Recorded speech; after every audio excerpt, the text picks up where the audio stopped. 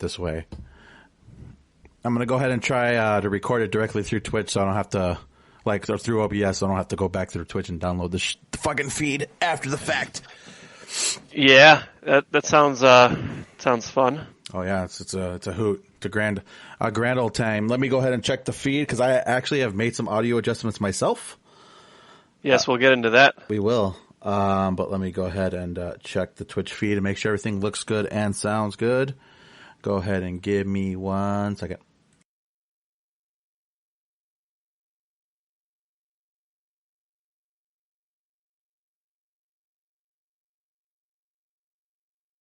Hey, Gabe, give me a mic check. Mic check coming from Gabe. Mic check, mic check.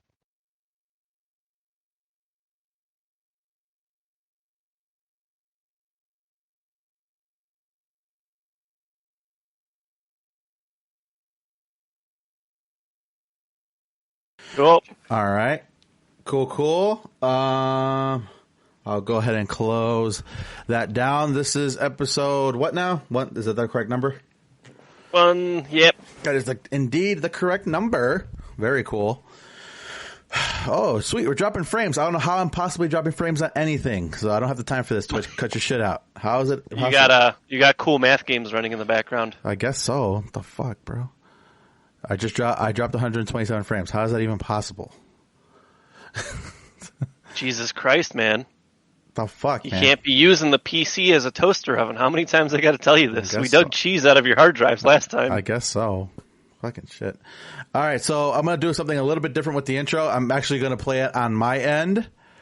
Ooh, live intro. Yeah, live intro. And so I don't have to edit in post. Because, I'm just really just trying to cut out every little fiber of my my post-production here. Hey, man, I totally understand. I spent like 18 hours in post on my last video project. So. Yeah, I'm trying to cut all that bullshit out. So forgive me on the laziness front. So if I go silent for a little bit longer than I normally would, you know why, when it comes to the intro. But I think we're just about ready. Gabe. Yeah. Are you ready? Oh, yeah.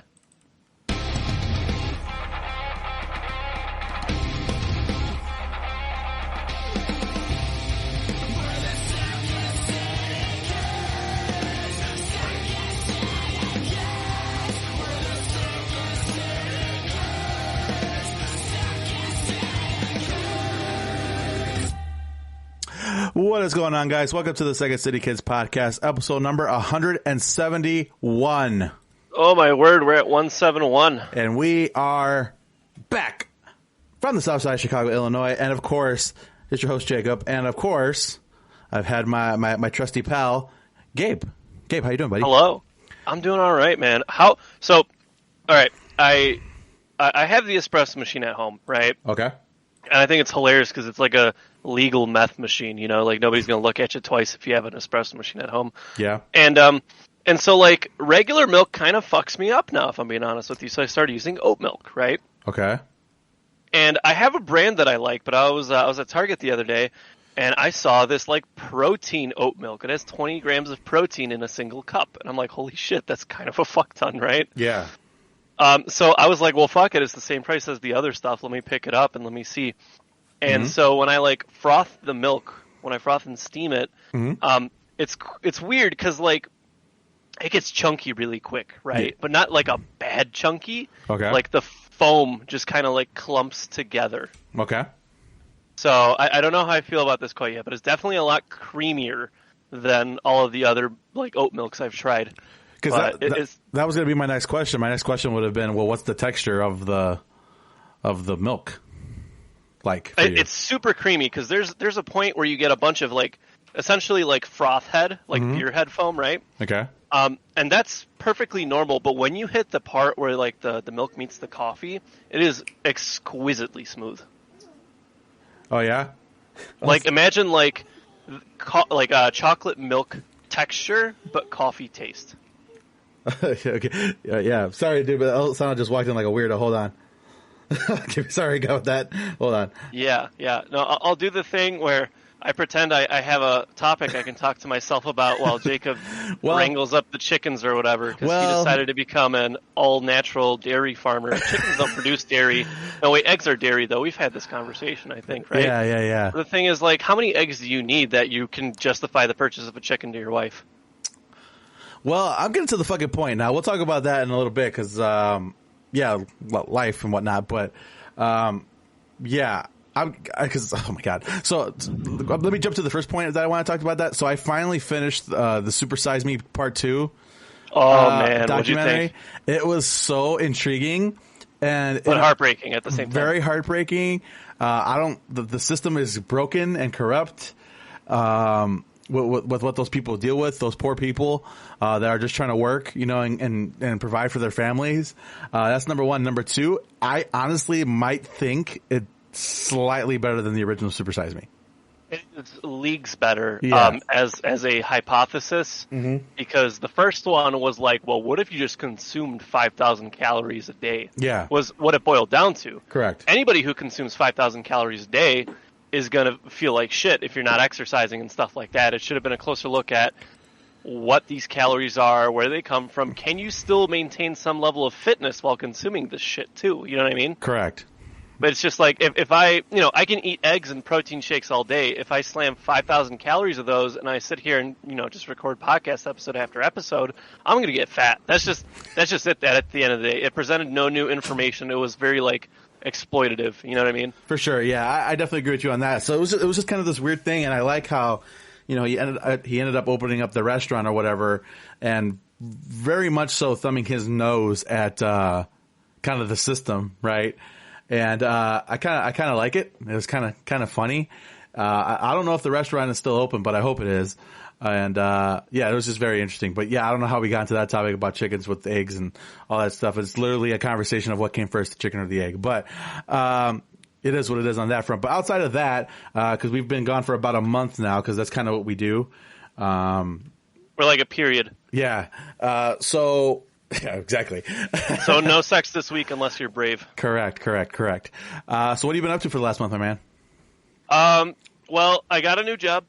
It's for a company whose mission I really sort of vibe with. I don't want to give away too much detail, but essentially at the end of the day, it's a really good cause that I support wholeheartedly. And then on top of that, I'm going to be teaching a class at college next semester. So strange. So strange.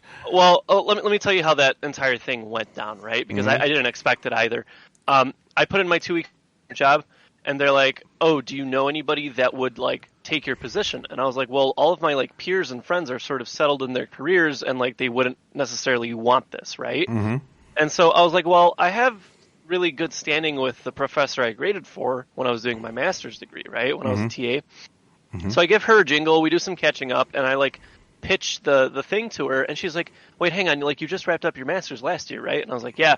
She's like, well, do you want to teach a class? And I was like, I mean, sure, right? And she's like, yeah, well, we have we have a section open of the intro to computer science class, and I think you'd be a good fit. We're looking for someone to fill the position. And I was like, hey, as long as it doesn't interfere with my 9 to 5, I'll do it. And sure as shit, had the interview today. It was cool because it was the department head, which I know, and then this one professor I'm super tight with. And so it was just kind of mostly catching up, you know what I mean? And it wasn't an interview. It was just kind of dude, what have you been up to in the past year? Tell us about this and that. And they were like, hey, if you want it, you have it. We know you'll do the work. And I was just like, yeah, works for me. Interesting. Very, very cool.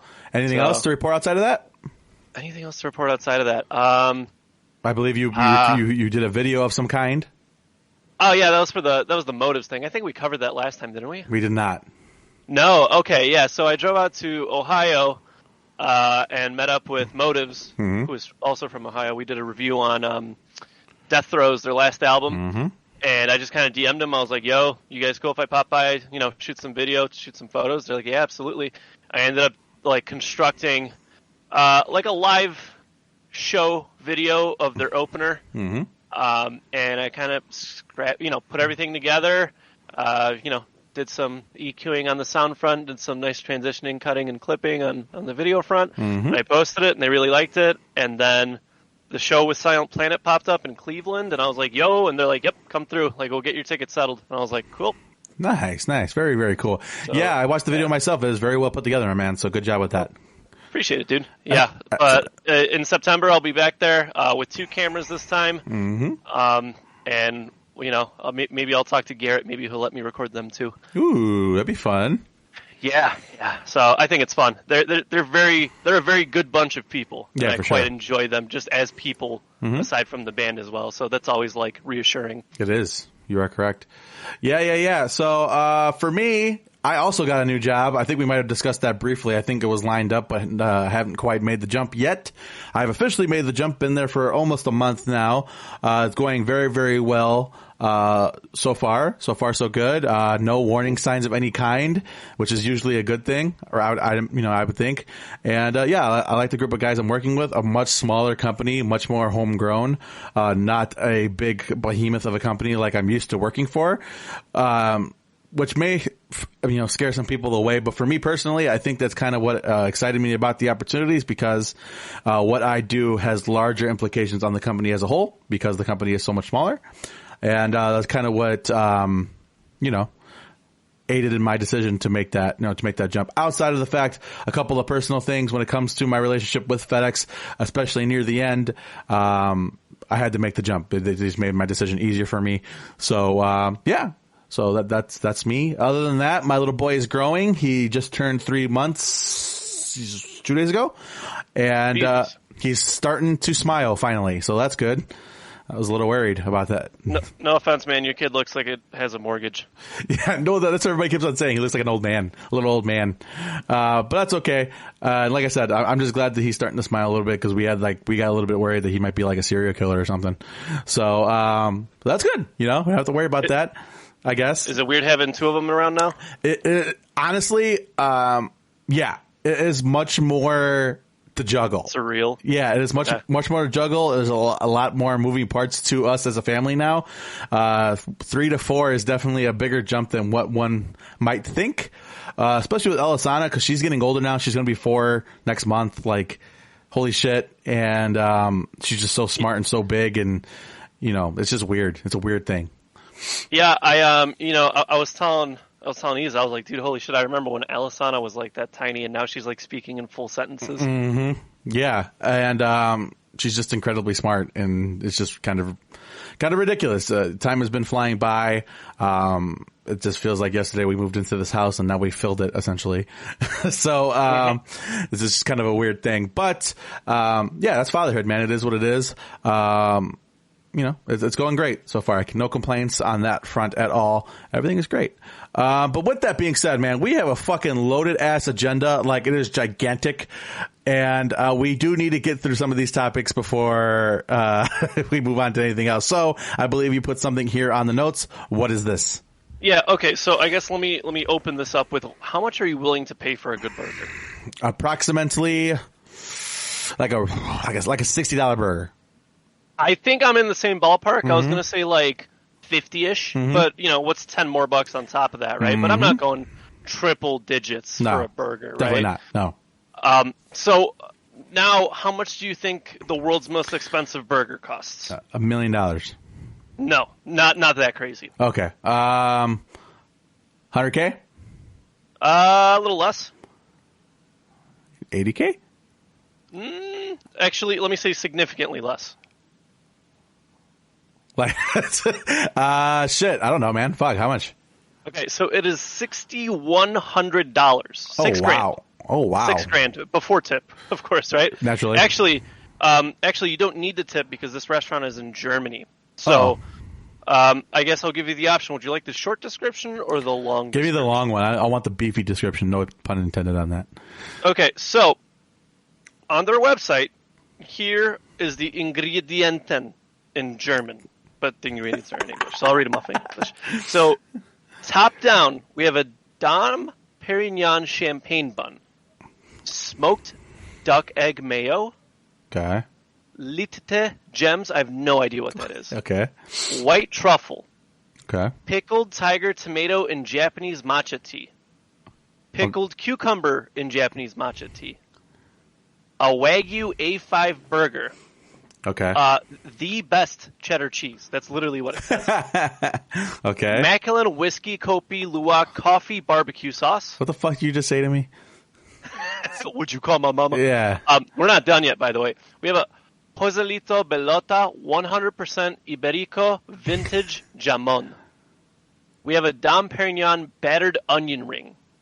We have king crab cooked in Puligny Monratchet. I have no idea what that is either. We have beluga caviar and whiskey-infused smoke. Whiskey-infused smoke. Yeah, so they smoke the burger as well. I've had a smoked burger. They're actually quite good. It's not gimmicky, in my opinion. But $6,100. Huh. Yeah, you thought Kuma's had wacky ideas, but... Yeah, that's something... That's something that's just extreme. The thing about a burger, though, and I think you probably could agree on this, the best thing about a burger is the simplicity of it, right? Yeah, well, actually, let me give a quick little shout-out to a local place. I went to 1416 yesterday with my girlfriend. We were just seeking out some food, and I was like, fuck it, let's go to downtown LaGrange. There's plenty of options there, right? Sure. $15 gets you a 4-beef burger and a draft beer. Jesus so Christ. first of all, right, for a craft burger and a draft beer, that is a steal. That's a steal, yeah. Secondly, if you get the burger by itself is $15. You are getting a fucking good beer for free, right? Yeah. And dude, that burger, oh man, the textures on that motherfucker were wild. I can eat. You know this. Everybody knows this. Correct. I ate that burger and I slammed that beer and I was like a very good full. Like a good healthy full. Really? Yeah, dude.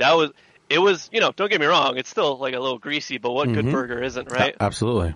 So, but yeah, dude, that $15 for a burger and a beer, you gotta go. Trust me, you gotta go. Send me that. I need to know I need to know. I need to go.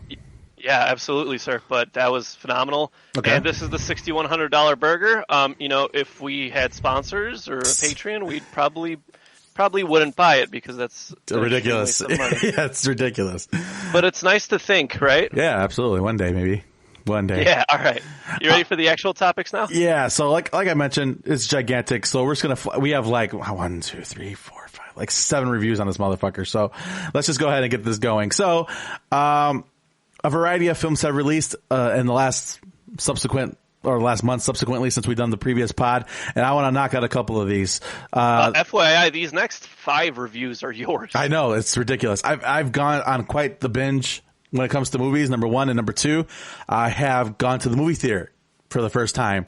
I actually went 3 weekends in a row because I was just completely in love with going to the fucking movie theater. Like enchanted all over again? Yeah, dude, it's magical. Man, it was just beautiful. Anyways, so the first up is Luca. Luca is, I don't even think it's Pixar, but it's a new Disney film. It's the one, actually maybe it is Pixar. It's featuring, like the sea creature things. And, basically it's kind of like a reverse, what's the best way I explain it? It's kind of like a reverse Little Mermaid. Well, no, it's kind of like Little Mermaid, actually, now that I think about it.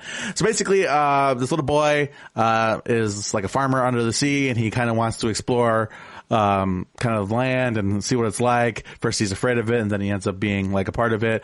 But he's like a sea creature, and he turns into human, that whole situation. Very, very cute, right? So you're going to hear this a lot when it comes to Disney films. I think you also could agree. I am not as harshly critical on Disney films as other films just because I am a sucker for them, right? Yeah, I'd agree. Yeah, I'm a sucker for Disney films. And my daughter really, really enjoyed it. They had some really great, charismatic characters in it. Again, I don't want to go too crazy on the review because it's been a while since I've seen it, if I'm being honest, because it was like literally probably the day after we ran the last show. But yeah, it was very, very good. I would definitely check it out. It's something that's very quick watch. They also have some good, kind of typical to the Disney. They have some great morals to the story, some really great characters. So definitely check it out. It is a B. Luca, check it out on Disney Plus. My favorite thing to come out of Luca was that meme, the Pixar meme, where it's like, what if toys had feelings? And then it's like, what if cars had feelings? And then the very last one is Luca, and it's like, what if Italians had feelings? Yeah. For sure. So, yeah, basically that's what it is. So, definitely check it out. It is very, very cool. Moving on to the next thing. Have you seen Cruella? Nope. All right. So, Cruella, starring Emma Stone. I think you and I could both agree that this is something that we were kind of on board with, especially comparatively to the other Disney like live action retelling, reimagining stories that we've come across. I think we saw the trailer and we thought, hey, that doesn't look too bad, right? Yeah. I will honestly tell you, by far, it is the best live action adaptation to this character ever. And that includes the original live action with Glenn Close and whatnot from the 90s. Emma Stone completely captures this character from top to bottom. It's kind of like a cool rebellion story. It's like, it's a little bit of The Devil Wears Prada, the movie, not the band. It's a little bit of kind of undercover kind of a movie. Emma Stone did absolutely wonderful in this. I was completely stunned about how good it actually was because I was expecting to be half disappointed by it. That it did not disappoint. My opinion, up to maybe one of the other things on this list might have been my favorite movie of the year. But obviously, like I said, we'll talk about the other thing in a minute, but definitely worth checking out. Definitely the best so far, and definitely worth the $30 because I didn't go to the theater to see it. I actually, we actually did the Disney premiere thing with the whole family, ordered some pizza, and I was completely locked in to the film. So definitely check out this movie. I'm sure your girlfriend would love it. She seems very fashionable, so she definitely check that out. So I'm gonna give this one an A- because it was really fucking good. They kind of made Cruella develop punk rock, which was kind of sick. So yeah, so definitely check it out. Should be free on Disney Plus now, so definitely check that out. Moving along, Forever Purge. So I don't think we've talked about it really. I think you and I could both agree that the Purge movies have kind of ran their course, right? To an extent, sure. Yeah. This one's kind of expanding on the world a little bit more, kind of taking the idea of the Purge and something that would happen in an American culture if the Purge was accepted, where everybody's just like, well, why not just stop? Why stop? Let's just fucking keep purging to the end of eternity. That's essentially the story of this. And yes, there is kind of this pseudo-political tone behind it. For some people, it may make them roll their eyes from time to time. It made me roll my eyes too. But it was fun. They had some good kills in here. But the thing that gets me about the Purge movies, it's a good thing and it's a bad thing, is that everybody in these movies is secretly a badass. Like, there's no ordinary people with like an office job, right? Correct. Everybody's like ex-military. Yeah. Everybody's like living in Indiana where you can have like a dozen guns. Correct. Yeah. And it's just a weird thing because even like the wife character, she's like, oh, she's kind of an everyday housewife, works in a kitchen as her day job, whatever, la la la. And then we find out, oh yeah, she used to fight against the cartel in Mexico. It's like, why? What the fuck? How? Would you marry Cavieta from Rainbow Six? Basically, yeah. It's like, what the fuck? And everybody's way too talented with these weapons than they probably should be, being a normal human being. So, just a kind of a weird thing. Previously, when characters were secretly badasses, at least would kind of make sense. This one, not so much. So, the Forever Purge, not my favorite Purge movie. I stand with Anarchy. I think Anarchy is by far the best Purge movie. My wife said this one was her favorite. So, I think. Yeah, well, you know what? Your wife also doesn't like Every Time I Die. So I knew that was going there. But actually, I think I'm starting to turn the page on that. But, so yeah, she liked it. I liked it too, just not as much as she did. But I think if you're a fan of the Purge movies, you know what to expect. And this one was no different. Very entertaining movie. I'm going to give it a C+. My opinion. Oh my God, this is fucking review bonanza. Remember, you did this to yourself. Nobody told you to watch movies. Right. Sorry, my bad. Tom Cruise didn't hold a gun to your head. Yeah, I mean, maybe he did. I don't know. Anyways, actually, knowing Tom Cruise would probably be a banana. Yeah. Anyways, next up, Black Widow. I actually saw this in theaters. Black Widow, obviously, I don't have to explain it. It's an MCU movie, right? Actually very good. Scarlett Johansson made herself extremely likable. It added depth to a character that probably didn't have a whole lot. I don't know. The big complaint that I had, or actually the two big complaints, is number one, there were some scenarios in this movie that she shouldn't have survived. Now, I get it. She's kind of this super badass assassin chick lady. But there are scenarios where she is not super. We know she is not super. Well, why the fuck is she surviving that scenario? You know what I mean? Like, oh man, maybe it's like a fictional work of art that you're supposed to suspend your disbelief I get it. I get that. But still doesn't change the fact that she's doing shit she's not supposed to be doing. I'm just saying. I get it. But that wasn't even the biggest complaint. My biggest complaint with this film is its placement. Where they released it. This movie should have been done post-Civil War. Right? Because that's where it fits in the timeline. And not just that, but also because it would have added so much more complexity to what happened in Endgame with her and Hawkeye. Okay.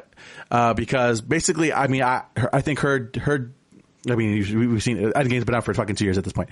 Her death in Endgame, right, did have some death because essentially it was two best friends fighting, right? One felt like he didn't deserve to live anymore because of what he has become. The other one felt like he had a family. He needs to live. If they added this post-Civil War, you would have more of a, it would have been more emotional having her die than just what it was. So really it was just the placement. Overall, it was a very good film. What they got kind of lined up next in the MCU is going to be very, very interesting. What they kind of have us leaning towards is also going to be very interesting. So definitely worth checking out. I'm a fan of all the MCU movies. I know Gabe's kind of out of it. Me personally, I enjoyed it quite a bit. So definitely check it out. It is a B. Moving along. Have you seen this one? Quiet Place? No, it's on my list though. Oh my that goodness. Makes me feeling you better. Oh my God. So next up is A Quiet Place Part 2.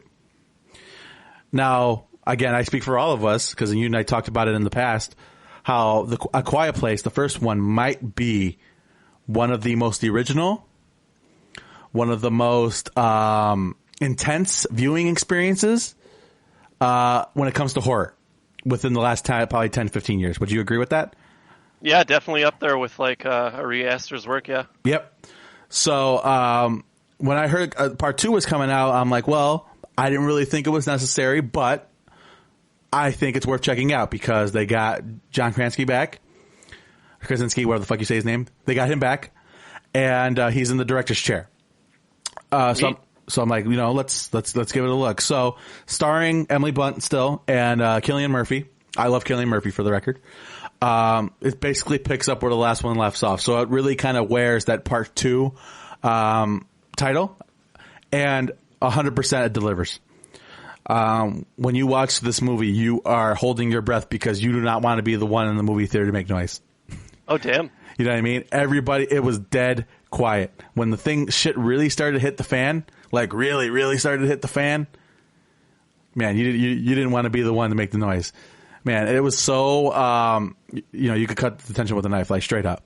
They did such a great job with this one. Now, what I did notice, I'm going to say, is that there was maybe some repetitiveness with plot. Just slight notes here and there that it's very similar to the first, but it is a Part 2, and it is literally 24 hours later. So, I get it. But they also added a scene that's kind of explaining day one of this takeover from these creatures. And it was so fucking intense, bro. Such a great job. John Krasinski should be applauded feverishly with his second attempt at directing a movie like this. He did such a good job. Everybody was great in the movie. Emily Blunt was absolutely fantastic. She stays fantastic though, but definitely so far, this is my favorite movie of the year. It was just really, really fucking good. A Quiet Place Part 2. Definitely check it out. It is definitely worth seeing in theaters if it's in your theater near you. So please check it out. This is just a different kind of experience. One of my biggest regrets was not seeing the first Quiet Place in theater. I saw it at home. So I'm glad I didn't repeat that mistake this time around. It is an A every single day of the week. By far. Sweet. Yep. And that's my review bonanza. Go ahead. Sweet. All right, let's talk Scream 2022. So marketing is slowly starting to come out. Mm-hmm. For this, I guess, what are your feelings? I feel like you're a little bit more attached to Scream than I am. Gigantic Scream fan. I love the franchise as a whole. I liked 4 a lot. I understand. Yeah, it was fun. I understand why people don't, though. I'm just curious on kind of what they're going to do moving forward. They have to raise the stakes because we've made it through 4 movies with Dewey, Gale Weathers, and Sydney living. You know, they have to raise the stakes a little bit. I don't know the premise. I've stayed relatively distant from the news when it comes to this. But, you know, I'll see it for sure when it comes out. What news do you got for us on that regard? Do you have an opinion? You know what? I'm kind of excited. I as much as I don't let it on, I do enjoy the Scream movies. I think they're fun, and I think they sort of have their place amongst slasher fans, right? I'm curious to see, man. I feel really optimistic after the whole Halloween thing. Yes. And I just feel like given the right circumstances and the right captain for this ship, it can be a very, very good thing. So I'm looking forward to it. I feel good about it. I guess we'll see, right?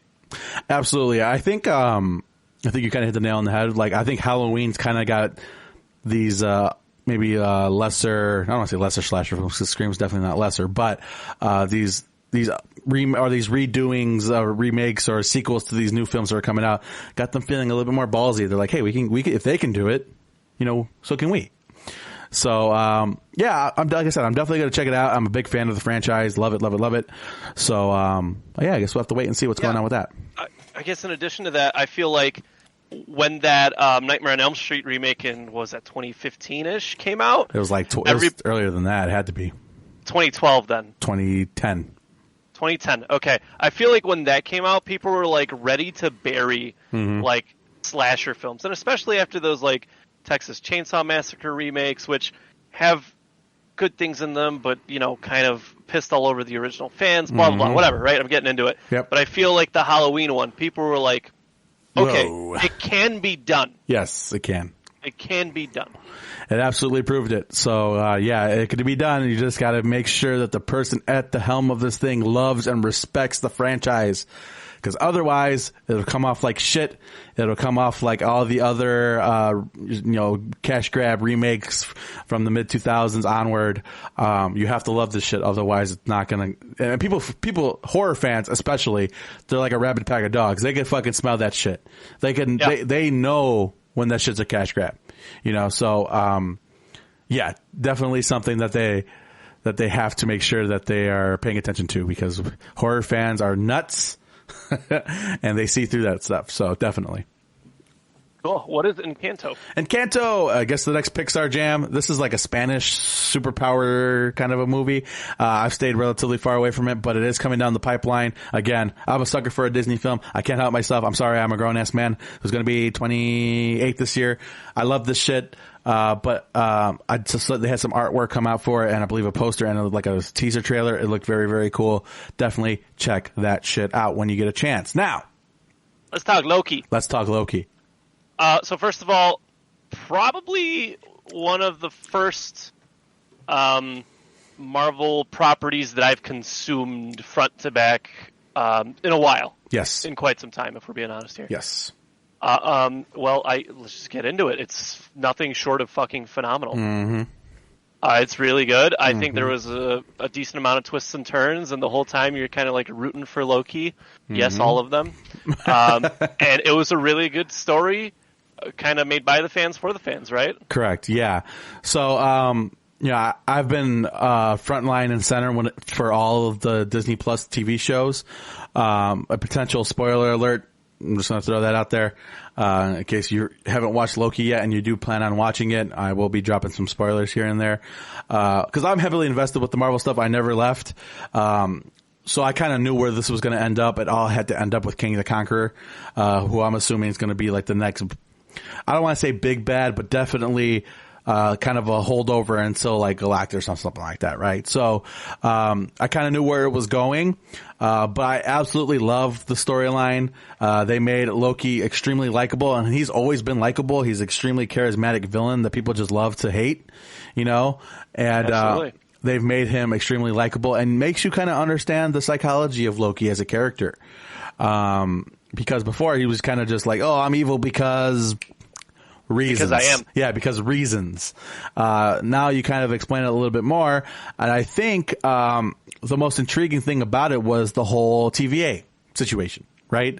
They made that so cool and very interesting.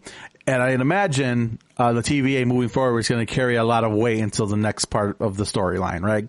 Because, it's the most interesting time for Marvel because we knew where the previous 20-something movies were going to end, right? We all knew it was going to be Thanos. That was kind of where they were heading to the beginning, from the very beginning of it.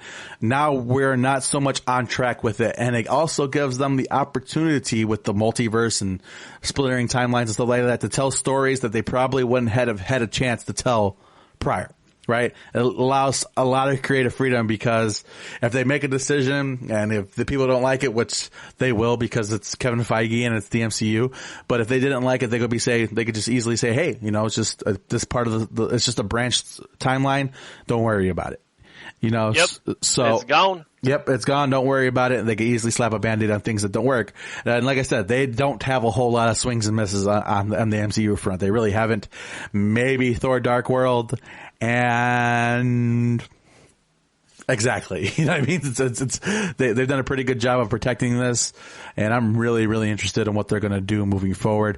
I know you haven't checked out the other MCU Disney Plus shows, Falcon Winter Soldier and WandaVision. Definitely check that shit out. It is of the same quality as Loki. No expense spared when the making of these TV shows. So if you liked how it looked and how it felt, you're definitely going to like those other two movies, or it felt like a movie, other two shows as well. So definitely check those out when you get a chance, Gabe. Sweet beans. All right, let's talk about the big one. There is a movie coming out, a movie from sort of our childhoods, a franchise from our childhoods that is having its last and final stand. Of course, we were talking about the almighty Jackass Forever. Did you see the trailer? I did. Let's dive right into it. It's kind of bittersweet, isn't it? It is. You know what it kind of feels like? It kind of feels like watching Black Sabbath's final tour. Yeah, I'd agree with that. You know what I mean? Like, man, it's awesome that they're doing it, but also you're kind of looking at them, you're like, man, they're getting old, man. You know what I mean? Like, it's kind of sad. Like, can they still do it? Yeah. Do they still go as hard as they used to? Maybe. But I'm going to say probably. Yeah, probably, but they're old. You know what I mean? Yeah. And I kind of mentioned it when the GQ thing with Johnny Knoxville came out. Like, this man has gray hair.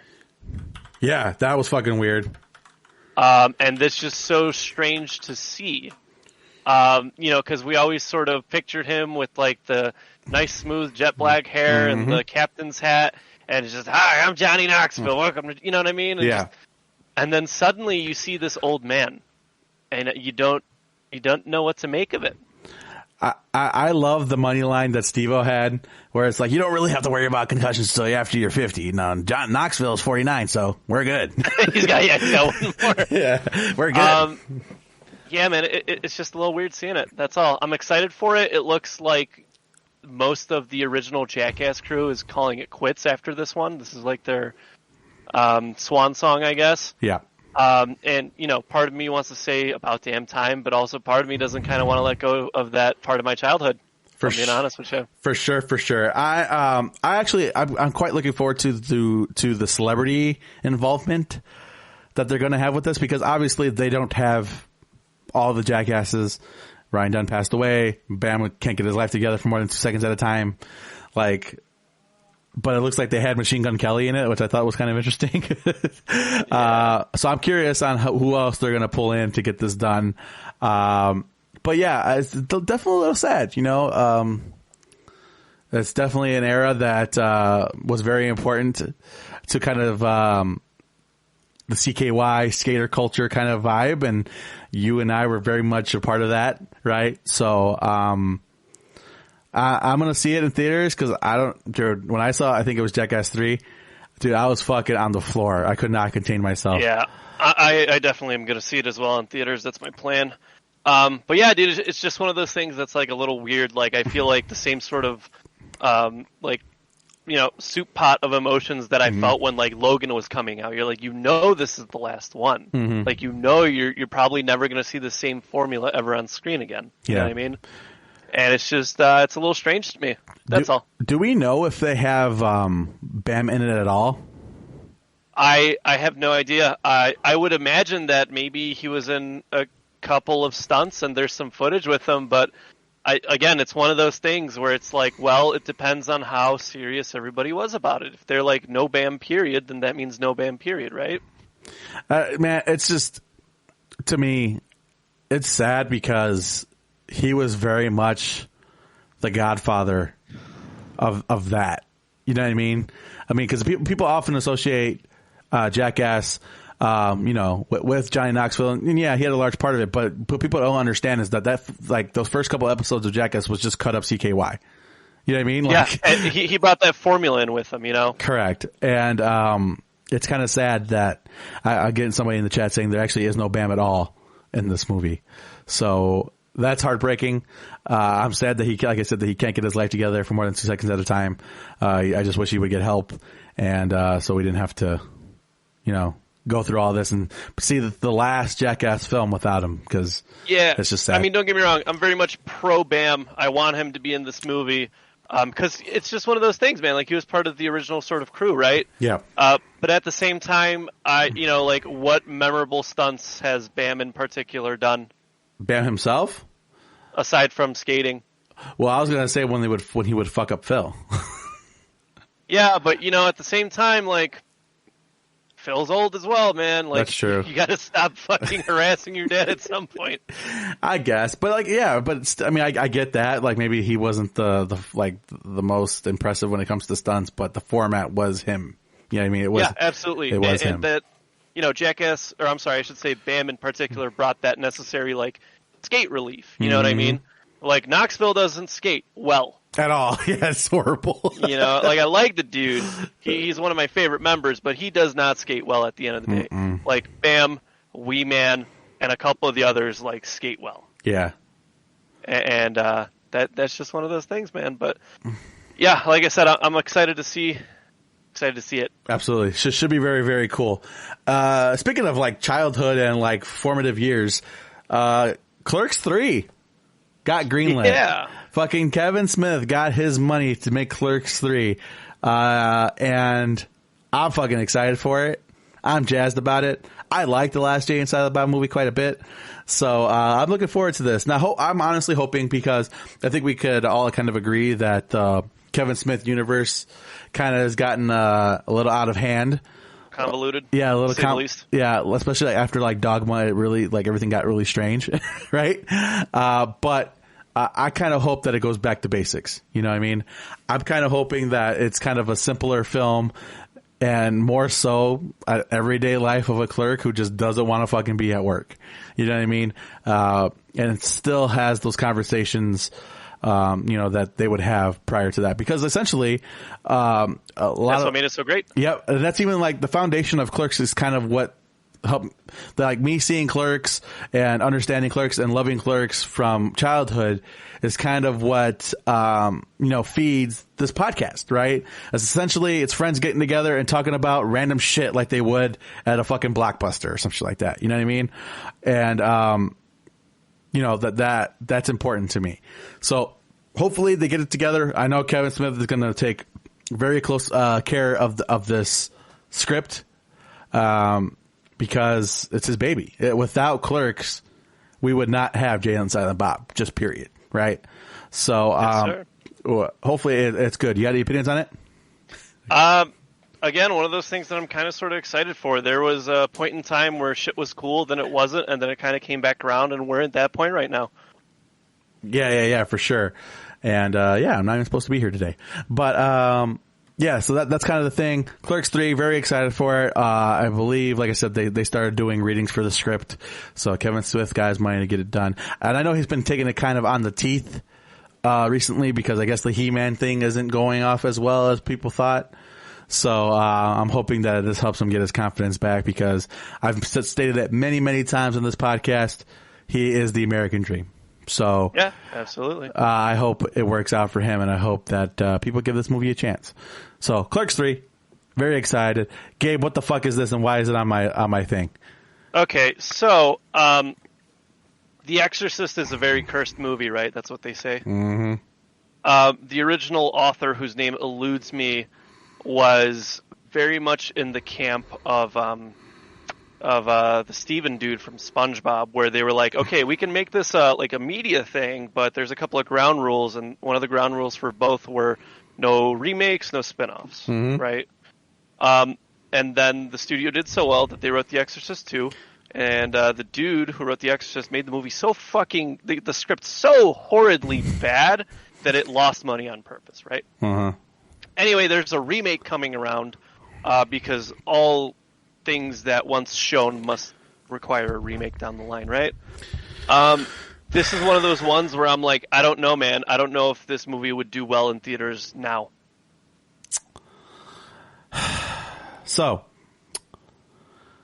if you said, Jacob, name me one horror film that should never be remade.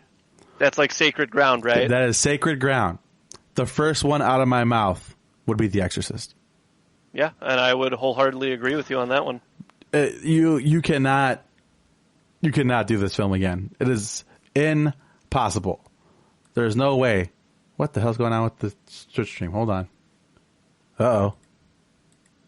I think my computer froze. That's not good. That is not good at all, my friend. Oh, son of a bitch. Hold on. Let me check it. What the fuck? I'm not even doing anything. I didn't even do anything. I'm not even supposed to be here today. Give me 1 second. I'm sorry, guys. Let me check to see if it's here. Okay, so that is good. I could close this down probably. Why is it fucking frozen? Sorry. Give me 1 second. Everything looks good to you? Okay, all right, so I'm just going to keep it up here. I don't know why. Okay, so yeah, it looks like oh, there we go. What the fuck? That was weird. All right, sorry about that, guys. But yeah, if you were to give me the one film that shouldn't be remade, it's The Exorcist.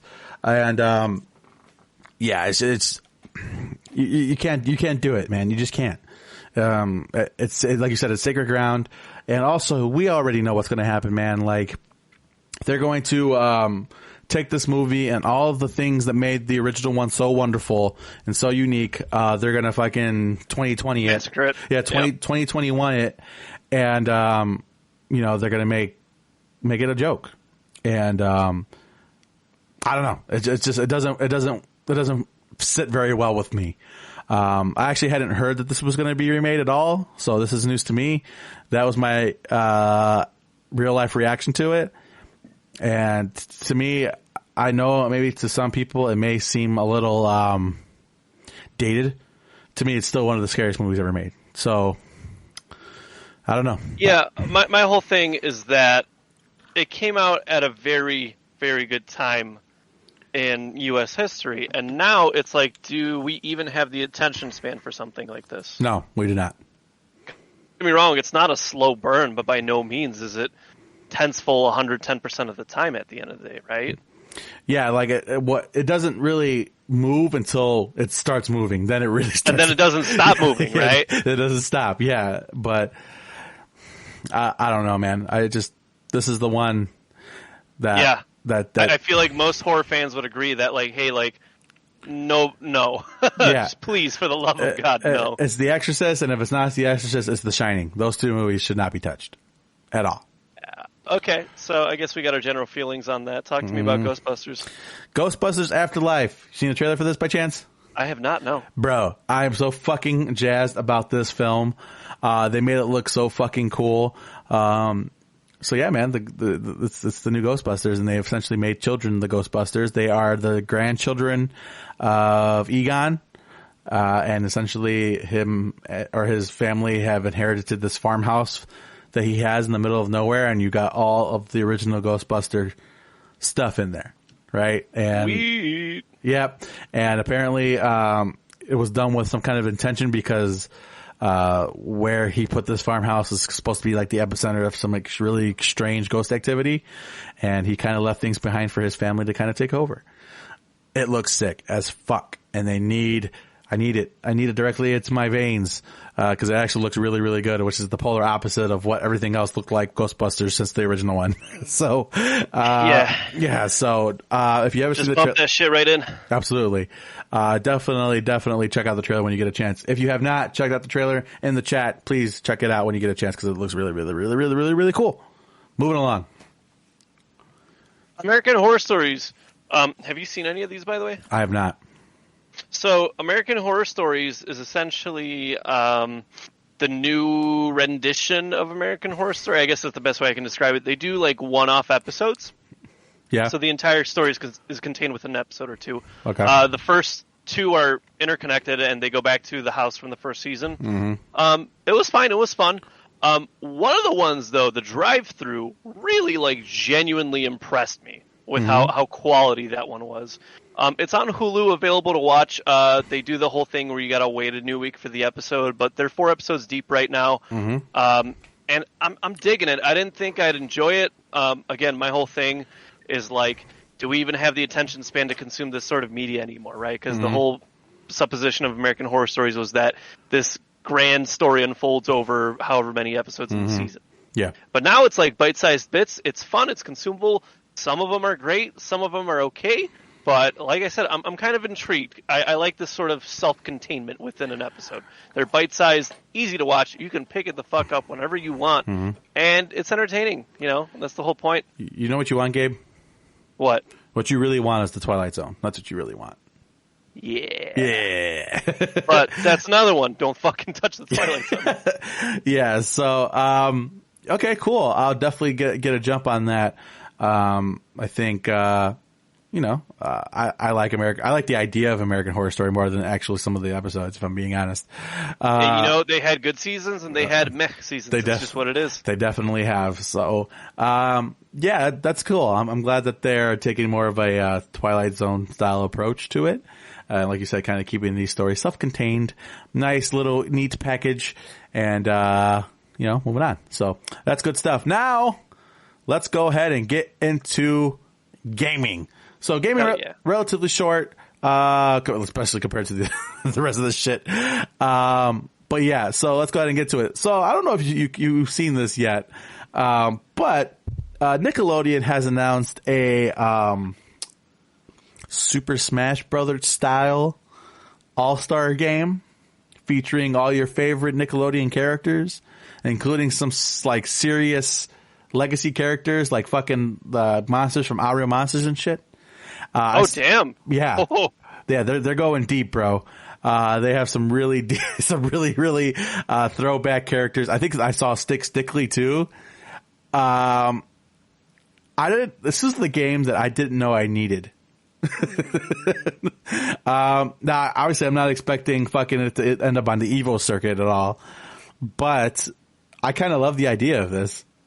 Yeah, I mean, they definitely have a pretty good roster of characters, and I think it'll be fun. It's because Sega did the same thing, and it did okay. It definitely didn't do, fighting game numbers, right? But it was fun. You got to sort of see all your favorites in one place, and I'm not inherently opposed to the Nickelodeon version of that. Yeah, it's it just looked really fucking cool, man. It was just a weird thing. I didn't know who was asking for it necessarily, but I'm glad that they did because it's happening and I am in. Man. Nickelodeon All-Star Brawl. So again, check out the trailer if you can, because you're going to be really fucking stunned by it. It's really, really kind of, I think I saw Nigel Thornberry in there. Like, it's just going to get intense. For Greg's sure. Gonna main Nigel Thornberry. Absolutely he is. I feel it in my bones. Absolutely he is. So I believe this is you. Cool. Yeah, let's talk. So Avatar Legends, right? We all like a good Avatar-related product. So what is this? This is a tabletop RPG game format that's coming out. So much like how Dungeons and Dragons is a format at its core, this is going to be a format centered around the Avatar: The Last Airbender universe. And now, let me say a couple of things. As someone who has been playing D&D for the better part of a decade, and someone who is an avid Avatar fan, we've been trying to make bending work for years. And some were hits, some were misses. It's just what it is at the end of the day. Now there's an official sort of format and rule book to build your choice of an airbender, earthbender, water, fire, and then you have like a battle tactician, and then you have like a tech specialist, right? So somebody who uses gadgets. And those are sort of the 6 like fighting styles. It looks interesting. The Kickstarter went up 2 days ago, and it was fully funded. The 50 grand was fully funded in 16 minutes. So that just kind of shows how much people want this. I registered. I got the sort of quick start guide. It looks fun. It looks intriguing. I do sort of have my gripes with it as somebody who is very much heavy into the role play aspect of these things. But I don't necessarily hate it. And I think it might be a good jumping off point for a lot of players that have had interest in Dungeons and Dragons and that enjoy the Avatar universe. And it's one of those that's just like, we kind of needed it. And so some of the cooler like Kickstarter tier rewards, I think at like $75 you get hard copies of the books. But also, I believe at that tier, and don't take me at face value, I might be totally misremembering. At a certain tier, you get to pick which avatar you want on your book cover. So you can pick between Kyoshi, Aang, Korra, and Roku, right? And I'm just like, is this a little bit pricey? Yes. Would it be totally cool to have like Kyoshi on a fucking like official like Avatar: The Last Airbender like format book? Fuck yeah, it would be. Interesting. So, yeah, man, check it out. Like I said. It's not the ideal system. It's not super perfect, but what system is, right? Like, you have people complaining about the current version of Dungeons and Dragons, and everybody has their preference, and this is simply a case of that. But I think it's worth the check out, and yeah, I was genuinely stunned about the bit where they funded it fully in 16 minutes. I'm just like, this is a very much wanted product. Yeah. Nay, it is needed. Yeah, absolutely. Cool. Do you know also what Dungeons and Dragons has infiltrated recently? I don't know if you're aware of this. That there's another very popular game that has infiltrated. It has infiltrated Magic the Gathering. And what is it doing in the Magic sphere?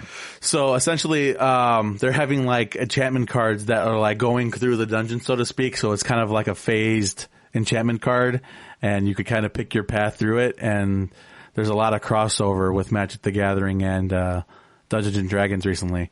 To be fair, Wizards of the Coast owns both properties. They do, yes, they do.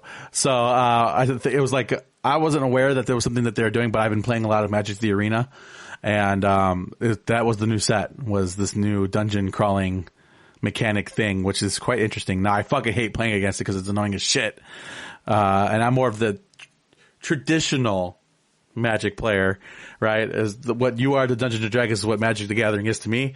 So, I'm not crazy about it, but it is cool that they having some cool crossover with that. Surprised it took this long, actually, if I'm being honest.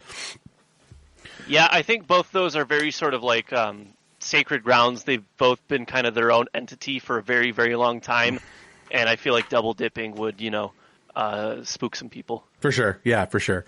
So, yeah, so let's keep it moving.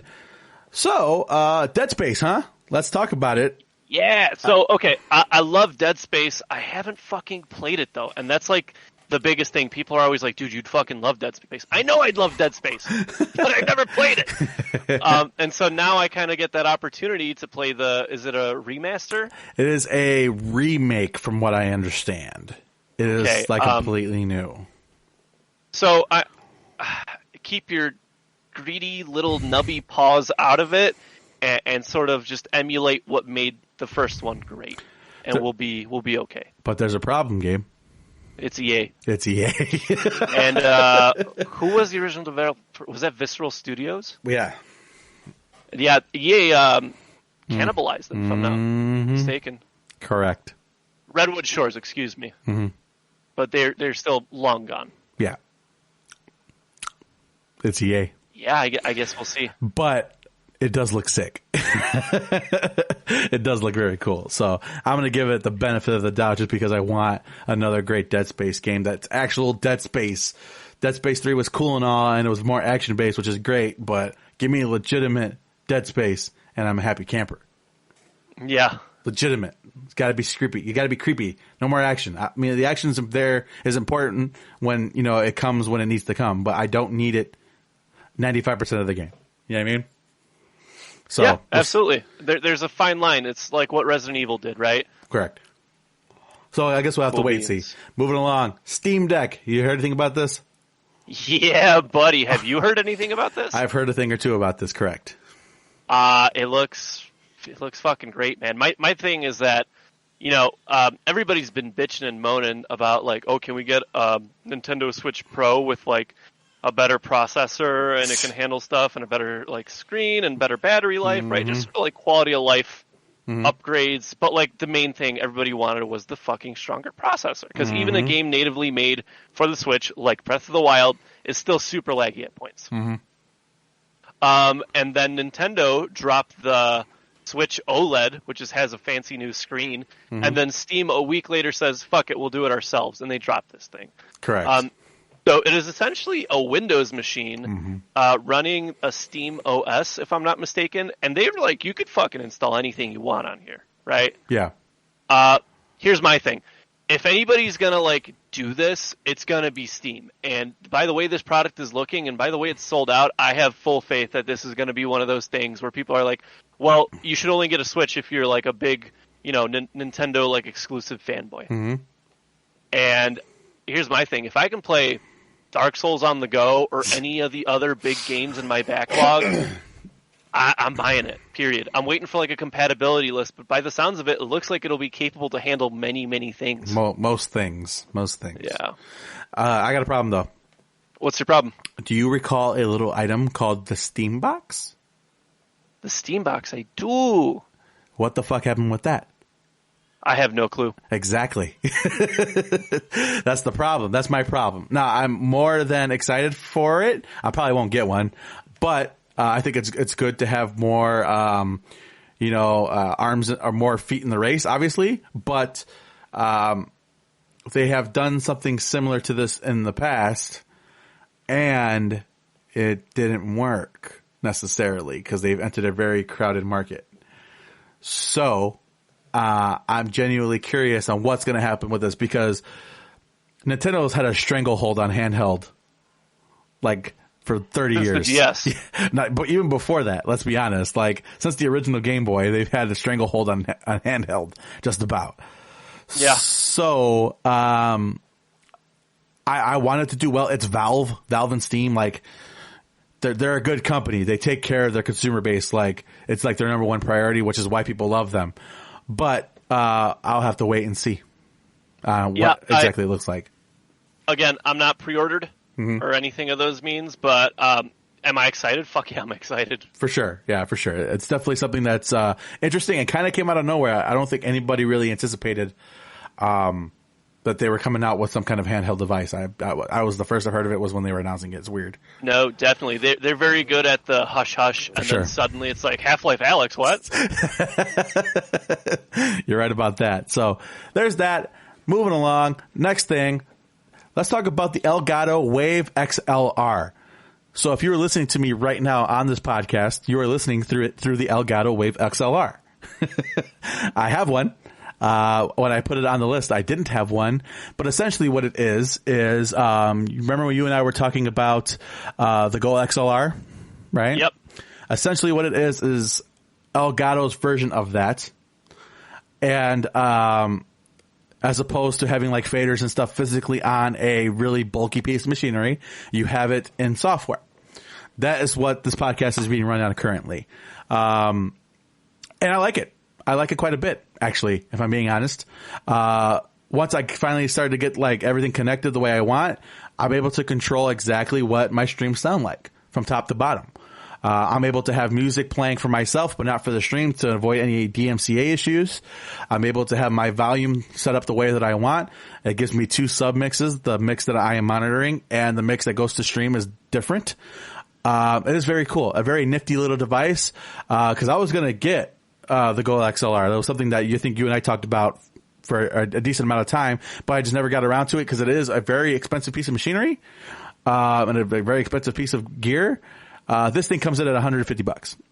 Nice. So I 150% recommend, and I wouldn't say it if I wasn't using it right now, but I am, and I like it a lot. I like the fact that I can actually monitor my fucking gameplay and what's going on in Discord as an example without having to have fucking OBS open. So yeah, I like it quite a bit. Definitely very cool. If you're looking for something to simplify your gaming setup, I think it's a good way to do it, especially when it comes to audio, because in my opinion, when it comes to like streaming and stuff like that, audio is the most important thing. Yeah, I like it a lot. It is very, very cool. And it's got my full endorsement. So definitely check out the Wave XLR.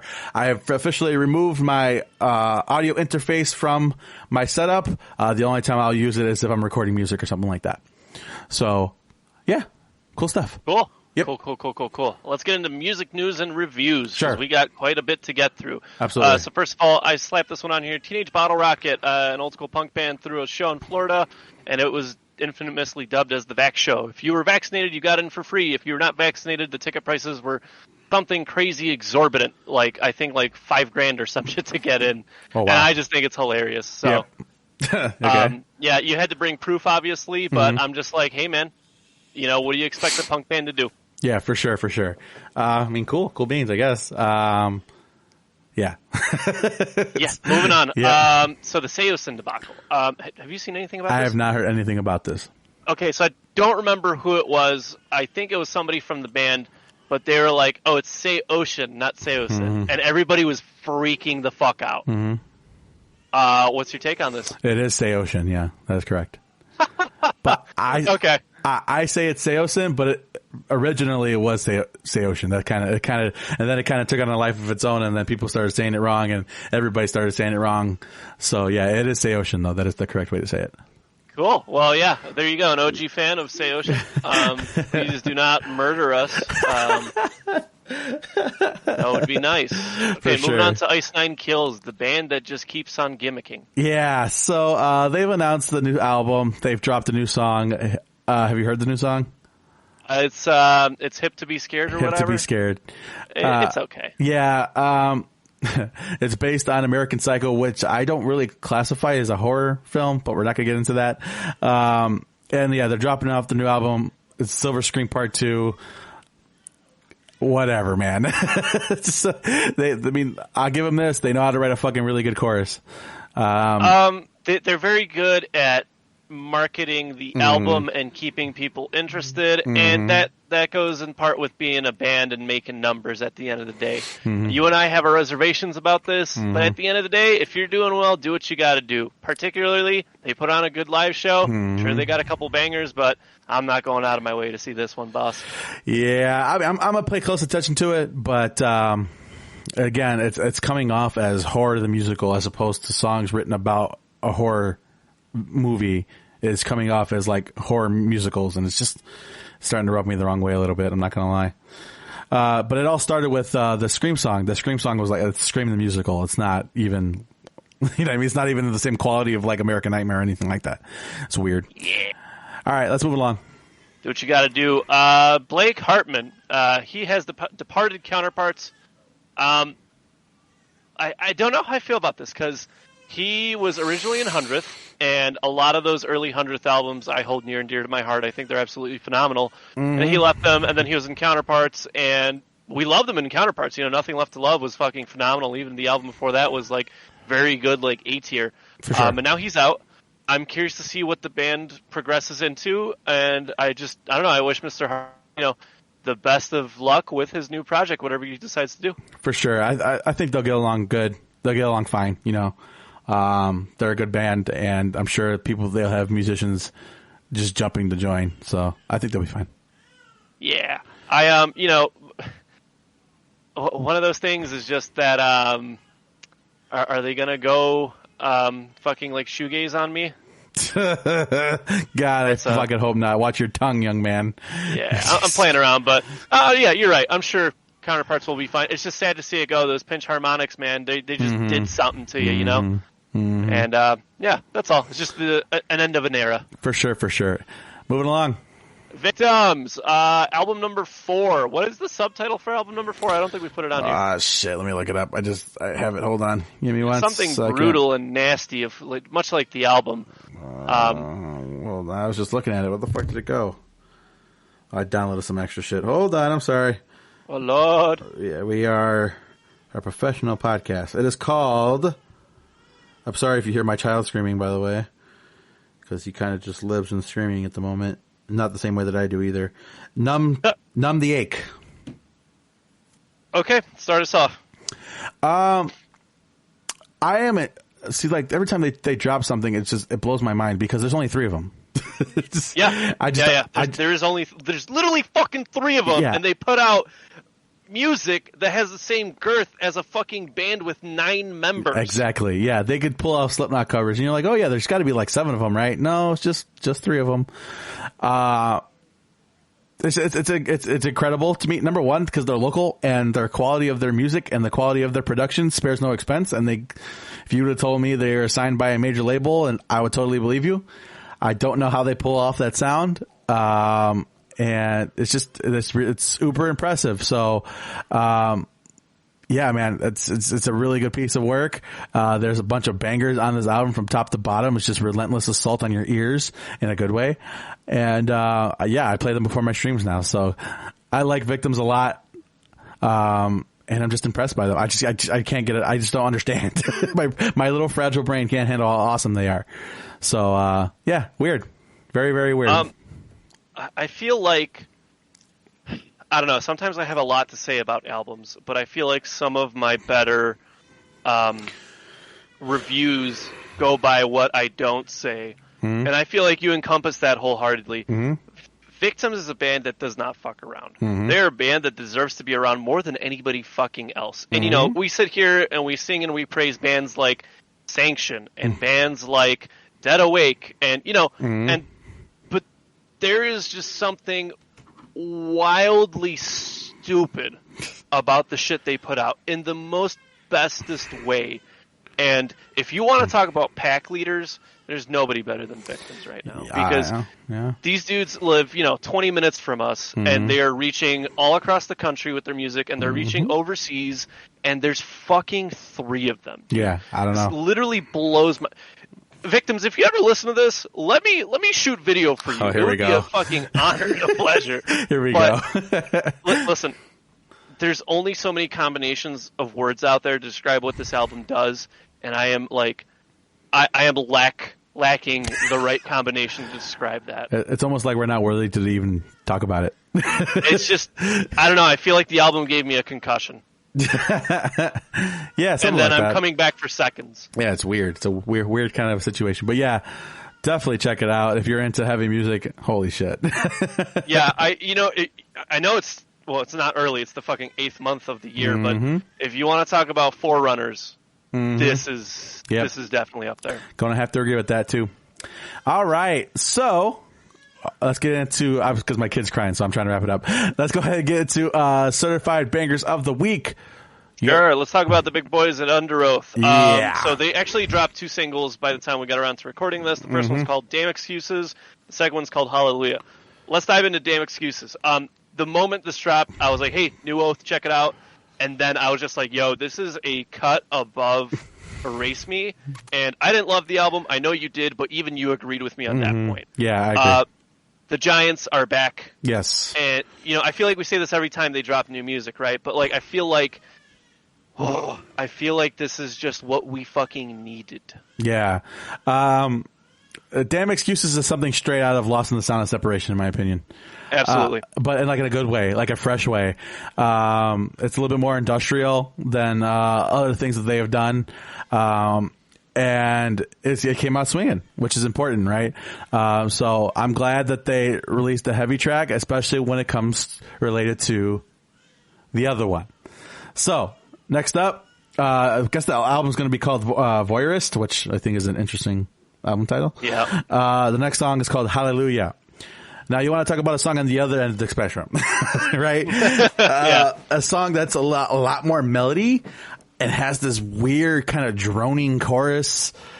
And it's just like it just makes you feel weird and like it's kind of disturbing, but like also very beautiful and well written. And it's almost this song, probably more so than anything else they've done up to this point, is like a pure amalgamation of everything they've ever done ever. you want a hot take? Go ahead. This is the best, and it's almost an insult to call it an interlude, right? But this is sort of the best. One of those songs that's like the in between, the transition to another song. Mm-hmm. This is probably their best one since like Salma. You know what I'm getting. But at. It's a real song, though. Yeah, and I don't want to put it in that category, right? But like damn well that the track before this and the track after this are gonna be. Well, the track before it is Damn Excuses. So at the moment, yeah. No, it is on the album. It is. Oh, okay. Damn Excuses is number 1. This song is number 2. Cool. Yeah. I am very much excited. Under Oath, I was kind of off them with the last album, but we got some good fucking shit going on. You know they got a song with Ghostman on this album? Yeah, I'm not. I don't hate it. The idea of it, because Ghostman also has a punk band, and he's one of us at the end of the day. He just has an astrophysics degree, but no, he does. I shit you not. Really? Yeah. No, he's a very smart dude. But we'll see how it goes. For sure. I'm just gonna leave it at that. Yeah. So very well done. I'm ready because I'm talking about you see, I just did what you did. I'm talking about a potential album of the year candidate right here. So we'll see. Phinehas, what is up, Phinehas? It's been a while, man. I'm excited. Did you listen to it in the night? Yeah, and then my fucking fingernails started bleeding. Yeah, there's very few songs out there that make me feel like a Viking. Definitely one of them. Okay. It's so great to have these dudes back, because I think the last time they dropped music was when we saw them open up for Vanna in 2015, 16? Yeah, sounds about right. And just, I don't know, very talented group of people. And there's something unique about the music they present. It has so much personality.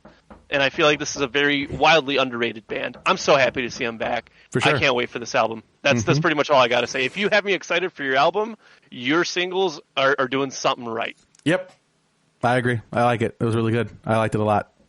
Yeah, boy. Speaking about singles, The Plot in You. Yeah. The Plot in You dropped a single called Face Me. Mm-hmm.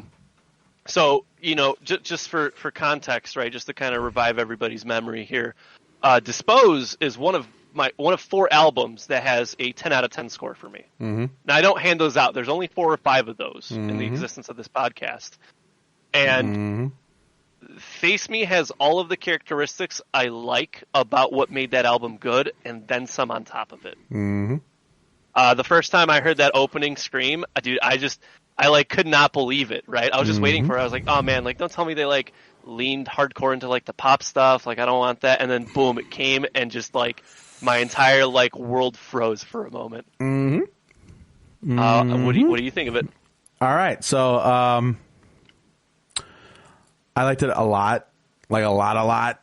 I was kind of in the same boat as you. I'm like, oh no, they're getting a little poppy on us with some of the production. The intro, right? Yeah, with some of the early production on the song. I'm like, okay.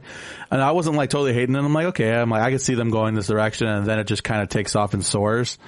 And then it gets really heavy near the end. It's okay, sweet. I just want to commend, his name is Landon, right? Yeah. I want to commend his vocal performance.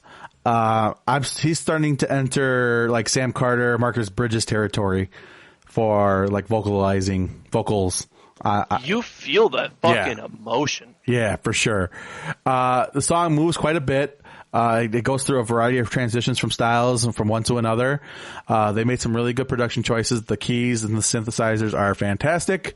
I love how distorted the guitars are. Drums are relatively simple, but it's the sum is greater than its parts. So very, very, very good song. I'm really much looking forward to this album because we're talking about another album of the year contender, because I think you and I both had I think you might have had Dispose number 1. I think I might have had number 2 on my list that year, I think. So obviously, a sequel, so to speak, that we're looking heavily into. Looking do you forward remember to. the year that album dropped? I think it was like 2018. It literally dropped in like February, and it did not move from our like even top 3. Yeah, it ride from beginning to end, just about. So, it went the distance. It went wire to wire, just about. It's absolutely insane because when it dropped, Dispose, we were both just like, yo, dude, like these guys realized that maybe being a mediocre metal band ain't it, and then just crafted this masterpiece. I cannot exclaim how excited I am. This is getting my pre-order. I don't think you're going to yell at me for that. No. No. But yeah, man, just and it's coming out right after my birthday. It's going to be a sweet little gift for me. Quite an interesting album cover too. Yeah, I dig it. I don't know if that's just the single. No, that's the album cover. Okay. Yeah. Cool. They're getting all sexy on us. It's weird. Yeah, I dig it, man. There's got to be a little bit of sex appeal. For sure. Yeah, but definitely check it out, man. I've played it on stream, but it got taken down. God damn it. But because of course. Yeah, because of course it did. But yeah, definitely check it out. The Plot and You Face Me, very very good song. Oh, we got one more left on here. It's called Bongo Bong by Lou Bega. Now, if you don't remember who Lou Bega is, he's the dude that did Mambo No. 5. Oh my God. It's a very big departure from sort of his like the stylistic approach that we've come to know Lou Bega for. Yeah, his world acclaimed sound. So I put it on here because clearly, because it came up on like my release radar on Spotify. I put this on here because clearly I must have listened to Mambo No. 5 enough times for Spotify to be like, hey, he dropped new music. Oh my God. I just thought it was funny. I just wanted that little anecdote in there. But yeah, so Lou Bega's got a new song too. Oh my God. My favorite thing is that, who was I with? I was with Ahmad. And we were a little under the influence, and we were just going back about Lou Bega because we used to play Mambo No. 5 while we played Call of Duty, right? and so hang on, wait, the story gets better, right? Oh my God! And so we'd start off as dog shit, so we'd only play Mambo No. 5 when we were doing bad, and then we would like get better as the games went on. We would like murder shit, you know what I mean? So our joke was always like statistically proven. Mambo No. 5 is statistically proven to make you better at Call of Duty, right?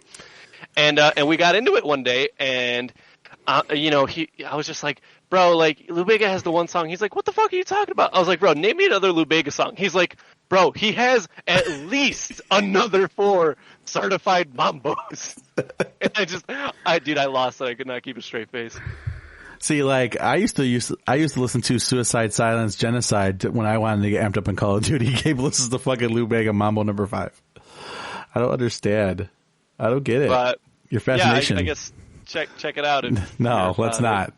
Yeah, he put this on here, and I'm like, oh my God. We spent I think a minute and a half talking about Lou Bega, and it's approximately a minute and a half longer than I wanted to talk about Lou Bega on this podcast. Sweet. You got any closing comments, questions, or concerns for episode 171? No, I believe that was it. So thank you guys for joining us this week, or this fucking month, episode of the Second City Kids podcast. Again, this was episode 171. 171. And we will be back as soon as we can with episode 172. 172. You guys know the deal. Follow us on all the places that you could get your podcasts. If you want to hear us talk about bullshit, because that's essentially what we do, is we talk about bullshit every single time we run the show. I would say this is a relatively good show too, because we covered a lot of fucking shit, because we needed to clean this docket like immediately. Like ASAP, right? Like, yeah. Like it's like when you don't clean the shower for a bit and you see the mold growing and you're like, I gotta clean this. Yeah. So, thank you guys for joining us. We will see you next time. And of course, until then, deuces. All right. Closing that down.